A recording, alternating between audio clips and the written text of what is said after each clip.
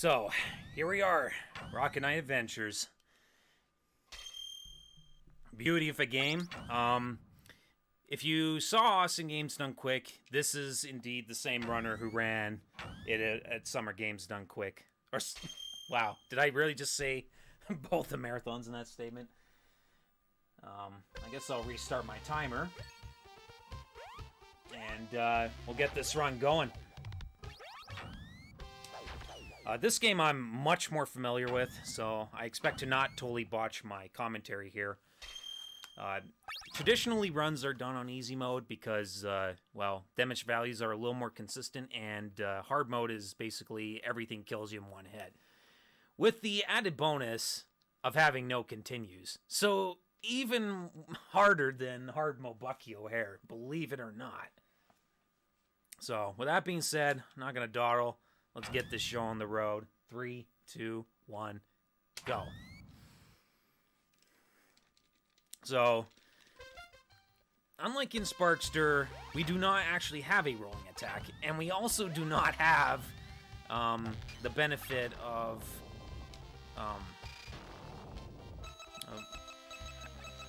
okay, I actually completely failed that statement. That jump there is actually really difficult. You also notice the possum hopping is quite a bit stronger in this version. You just keep hopping and you just don't stop. It's you just keep going fast. It's very much like a particular section of Gimmick, the NES game, if you remember that particular game. So far that was actually a really good showing there. So here's the first mini-boss. There are two types of different boss fights. You got one that's hit-based for their HP, and then there's one that's health-related, which depends, which quick kills are based around how strong what the attacks you use are. So as you saw there, as you saw there, I used a lot of base sword. As you know from Sparkster, the base sword attack is actually not very strong, but in this version, it's disgustingly powerful, and you're going to see me use that in a lot of boss fights. You can also use rocket boosts, but their damage value actually does vary a little bit. If you rocket boost diagonally, as opposed to orthogonal directions, aka up, down, left, and right, you actually do less damage with the diagonal rocket boosts. So now we're into the Zebulus Kingdom. This is a very janky level design, and it's very easy to mess it up. Thankfully, being as experienced in this game as I am, I kind of know what to look for, when to jump. It can still mess me up pretty badly sometimes. Level 1 is a very, very technical stage, and it cannot be understated enough. This is where most of my runs will die. And it's also got a bit of luck related, and particularly that serpent can explode and his head could end up going way to the right, which is not what you want. That was actually a very good boost there. You also notice sometimes Sparkster goes into some sort of a panic state where he starts flailing his arms and panicking. I'm actually completely invincible while he's in this particular state, at least until he lands on the ground. So again, we got another fight that's all based on how many hits you register on him, and that was the perfect fight right there. No luck related to him, but if you do mess it up, there is a particular phase that takes about 15-20 seconds. You do not want this to happen. And but thankfully it did not happen there. So that was the ideal fight right there. So up now is stage 2. We have the raccoon robot. I'm not kidding, that's exactly what the instruction manual calls it. It calls it a little bit differently, but it is, they do include the raccoon robot in the description of the instruction manual. Coming up now, pretty shortly here, is a very, very difficult quick kill. I'm gonna need some quiet time here to focus.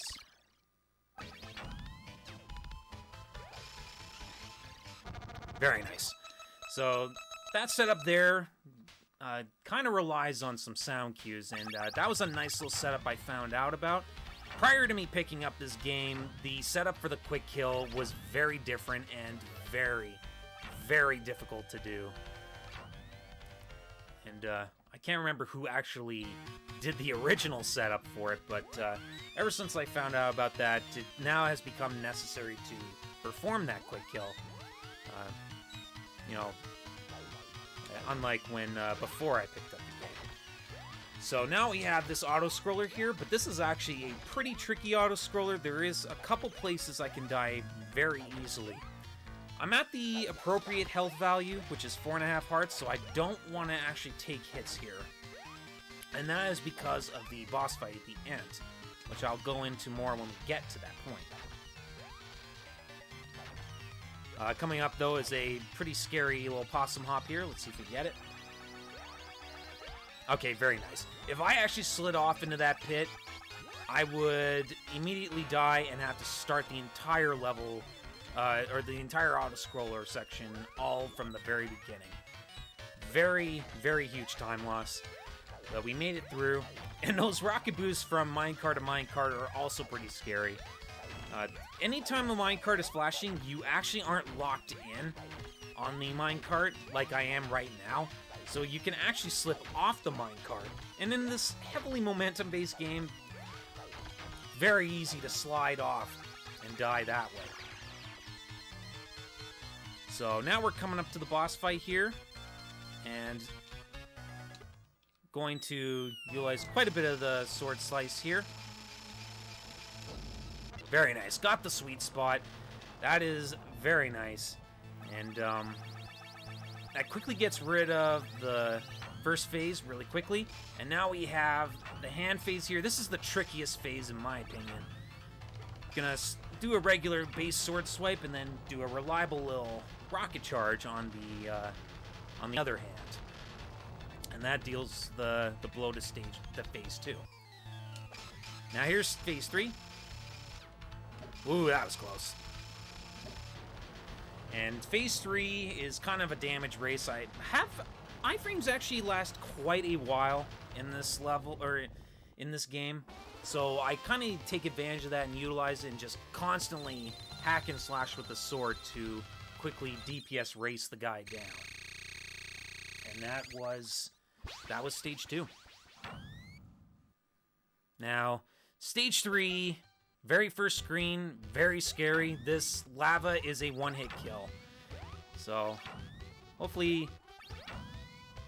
Okay, very nice. We actually made it through without taking a death.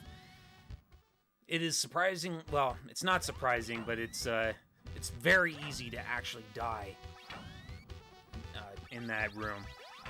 And oftentimes a lot of people will struggle to learn how to properly move in that room. And especially because there is... you have the foreground actually blocking your view, so you actually don't quite know where you are. And that was actually a design choice by the developers to kind of be like, yeah, you can use that lava as sort of a mirror of sorts to know exactly where you are.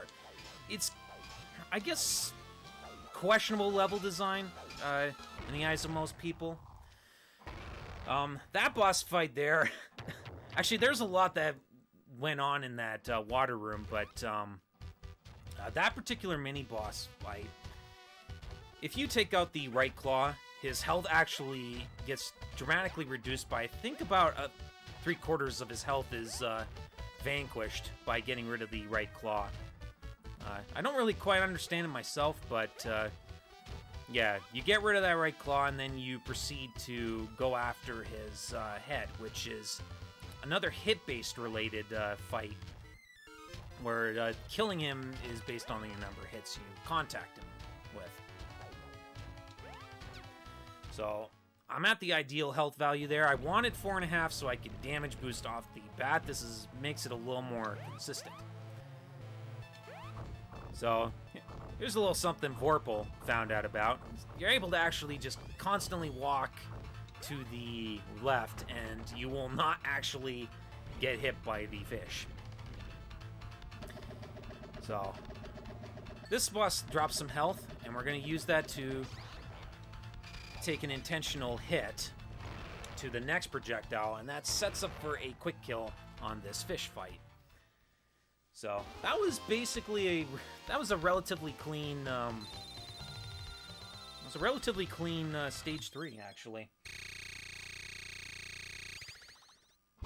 So far this run is looking really, really good, but that honestly, unfortunately, does not matter, because now we come to what is, in my opinion, the easiest place to die in a marathon.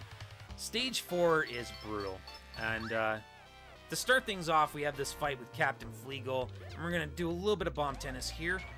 Going to kind of set up a nice little constant stream of damage by hitting the first projectile really quickly, and then delaying the hit on the second one, and then just keeping a constant stream.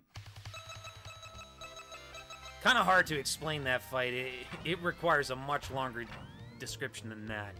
This barrel section here is all scripted patterns, actually. And now we're coming up to what is, in my opinion, the scariest fight in the marathon. This guy, he actually bobs up and down, and what I did there is very risky. If I rocket boost too low, I actually will not ricochet up high enough to grab the bar that I'm on. And what I did there was especially risky, and if I missed any of those jumps, I would have fell into the abyss and died, and that means I would have had to redo the entire, and I do mean the entire section there, above that pit. And that includes the mini-boss there. But thankfully, we were just fine. Actually going to take a nice little hit here, and we're going to just stand in the spot here. If you enter this room and don't press a single direction, you're actually safe from this first wave of attacks. Now I'm going to set up for a damage boost and hack him right down like that. Now the real fight starts. This fight can be really scary, but I got a really nice kill on him. That was very nice. Very nice. Yeah, the boss fights can be are kind of a little bit weird. That one was pretty special.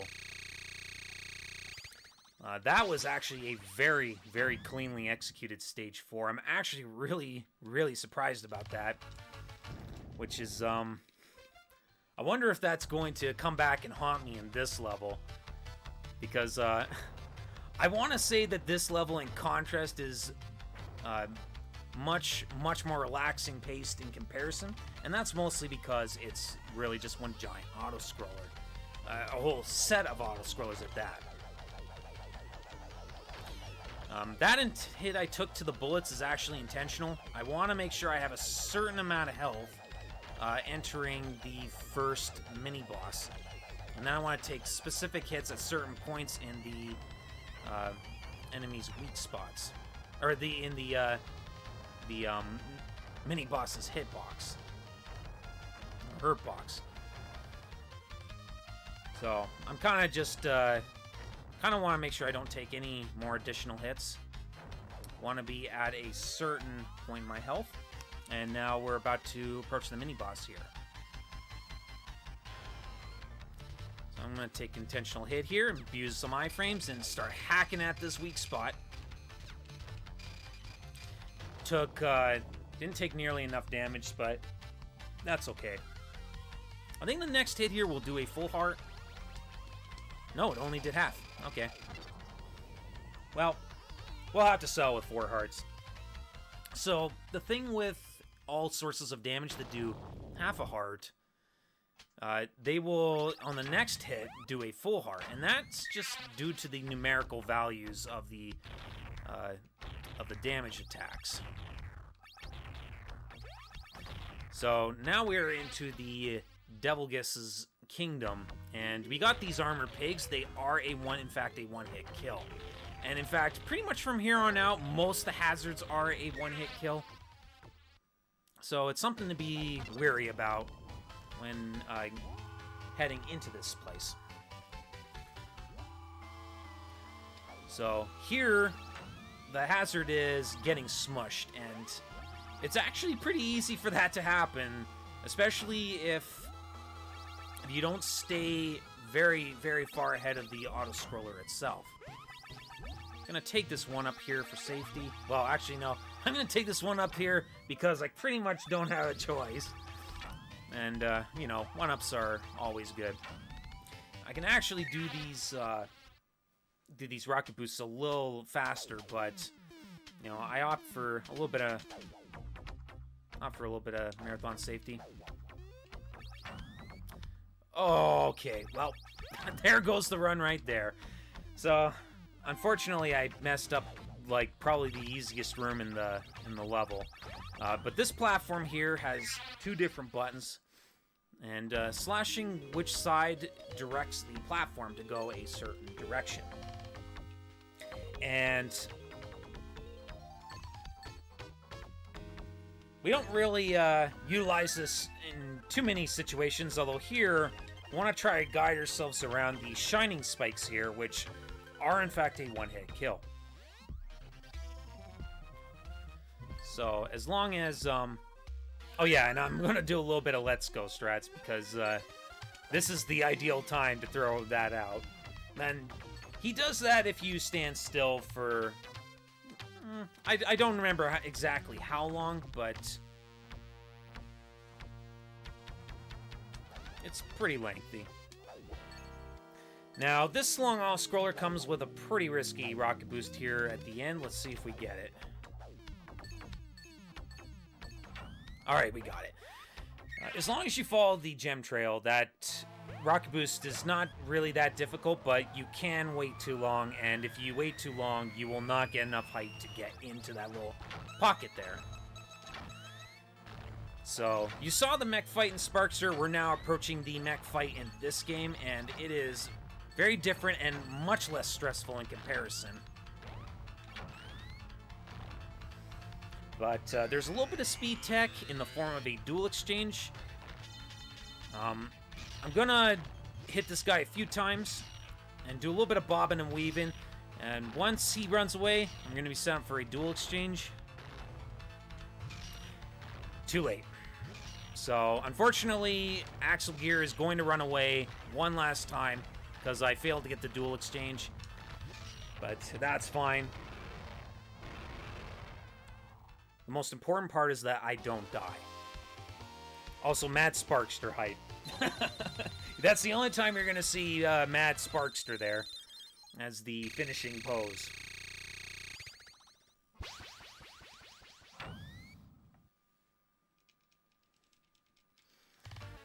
So, now with Stage 5 out of the way, we have the space level. This is actually a pretty difficult stage. It's actually also a very short stage. These packs drop apples that we kind of need to clear out the respective packs. This particular pack used to be very difficult to deal with, but I have a pretty consistent way of dealing with them.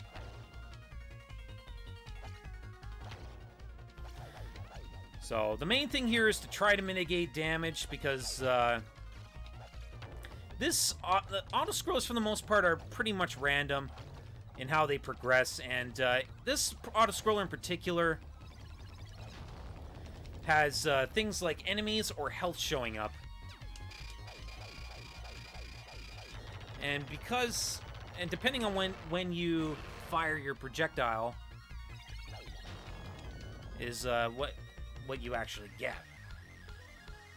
Ideally, for safety, we want health, but for speed, we actually want enemies. And that's because clearing out enemies is much faster. Also, here's a nice little abuse of the sword. You can see he actually went straight through me, but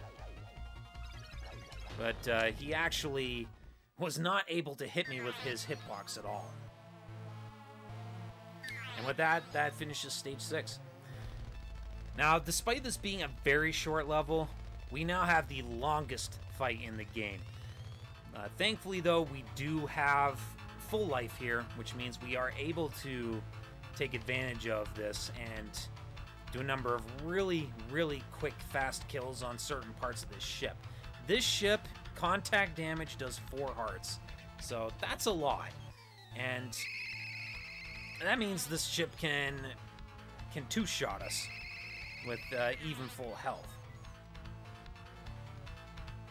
So I have to be wary and make sure that if I'm gonna go for a particular fast, quick kill on this final part here, that I'm not risking myself too much.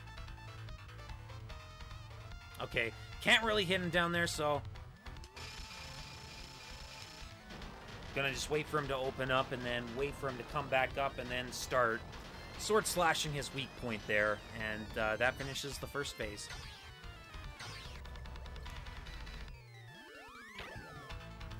And now we have this extremely long part of the boss fight. He's gonna cycle through 2 attacks before he opens up his weak spot, which is this little orange ball that he throws from arm to arm. And really the only thing I can do is just try to hit that weak point as fast as possible.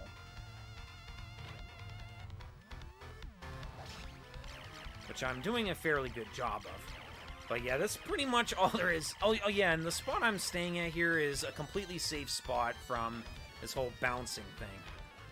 So, yeah. Other than that, there's really nothing else to talk about other than the level that follows, which I mentioned how the Stage 4 is the easiest place for me to die.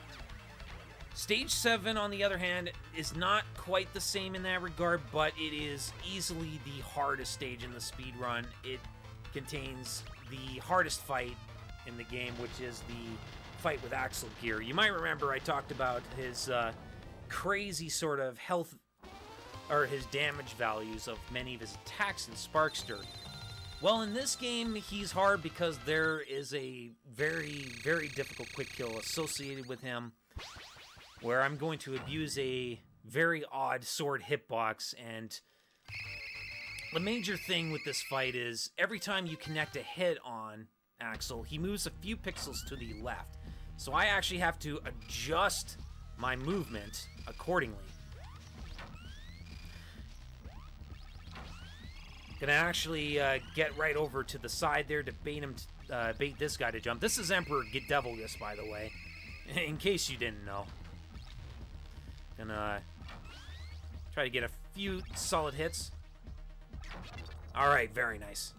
That was actually a very clean fight, utilizing the old strats.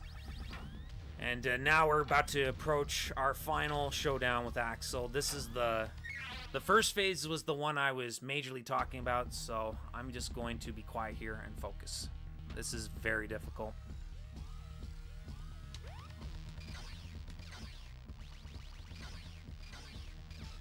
Too close.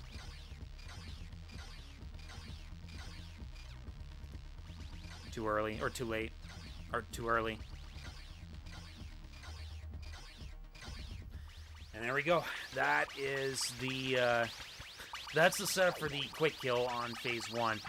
Obviously, I took quite a few hits there, so not the best performance, but is what it is. That is easily the hardest fight to do optimally. Because again, I had to reposition in order to maintain the proper distance. And each of those hits on that first phase is a 2-frame window. And I have to hit him consecutively 17 times. So, very difficult. So now we move on to the Hell Room here. This is easily the hardest room in the game. For most people, usually most will opt to just bully their way through all these guys. In a speedrun, we're just going to skip all of that and just mosey on our way into this low-gravity room, which is a nice little introduction mechanic for the final boss of the game, of which is this guy. He is also called the Core. Uh-oh. Yeah, so the Core fight is actually very random. You can choose between 3 of the top 3 slots for his weak point. We want to hit that red thing, And first phase, you really have no control on where he fires. So you're kind of at the mercy of luck here. So this particular phase, he's just introducing his attacks. They're going to come into play again during this phase here. I'm going to jump at a specific point here to bait out a diagonal weak spot, which actually causes the core to phase out sooner.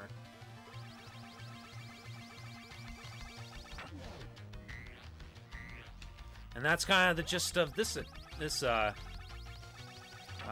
entire phase. Also, I should probably mention this is the last boss fight of the game. And so here's probably the hardest phase right here. Kind of just going by instinct.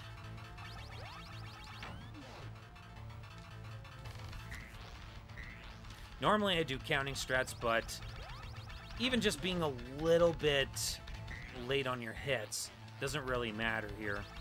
Because you have to wait for the weak spot to retract before the next phase commences. My health is very low, but thankfully we're on the final phase. This is actually a very free phase because all you have to do is stand in one single spot and the weak spot never changes.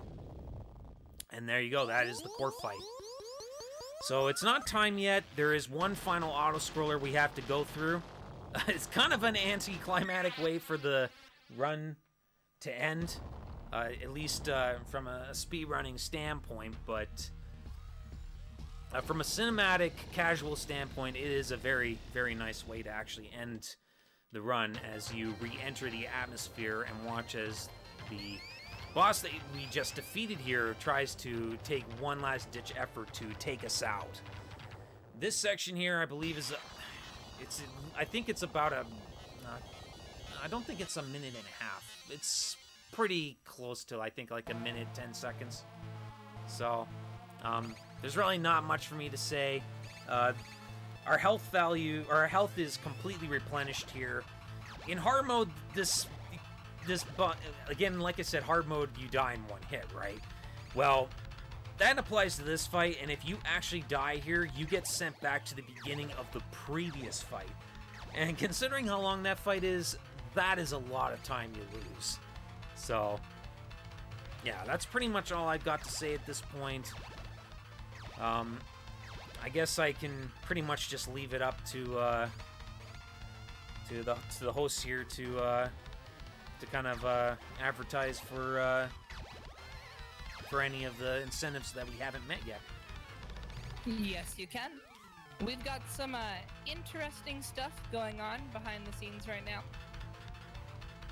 It seems as though both of our runners for the Batman games are MIA. And so while we wait for them to show back up, we're going to skip ahead to a game that I've been waiting for all since the beginning of the marathon, Pony Island.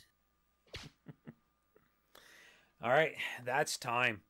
Finally, I have broken the curse. In past marathons, I've been having issues getting under sub 28, and it finally has happened in a marathon. It didn't happen at Games Done Quick, and what a sick run this was. So the world record for Rocket Knight Ventures is 26:50. I am the one that holds that record. And it's a very optimized run, despite the allotted amount of time that can still be saved in it. So the fact I got this low of a run is very, very impressive in my eyes, especially for a no reset run. Yeah, congrats on the run. Thank you. Right, so that pretty much is me done for all my runs. I'm not sure what's up next. Is there any shoutouts you want to do to any communities in particular?